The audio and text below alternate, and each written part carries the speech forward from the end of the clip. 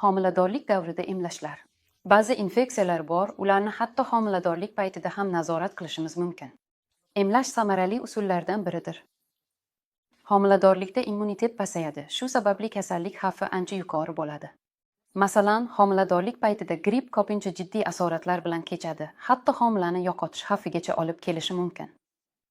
Mavsumiy grippga qarshi emlash homiladorlikning 2 va 3 trimestrida, ya'ni 13 haftadan boshlab amalga oshiriladi. Ko'k yo'tal qarshi emlash ham mavjud. Bu birinchi navbatda chaqaloq uchun zarur, chunki uni faqat 4-oyda emlashadi. Unga qadar esa har qanday holat yuz berishi mumkin. Ko'k yo'talga qarshi emlash 27-haftadan tortib 36-haftagacha bo'lgan davrda qilinadi. Shunday qilib, bola tug'ilgan paytda himoya antitanalari bo'lishi va u tug'ilgandan to'g'ri rejalashtirilgan emlashigacha bo'lgan davrda kasallikka chalinmasligi uchun. Qo'shimcha ravishda epidemiologik ko'rsatmalarga ko'ra gepatiti, quturish, meningokok infeksiyasi va COVID-19 ga qarshi zudlik bilan emlash mumkin. Internetda emlashlar haqida ayollarni qo'rqitadigan juda ko'p hikoyalar bor, lekin infeksiyalarga haqiqiy hayotda duch kelish ancha dahshatliroq.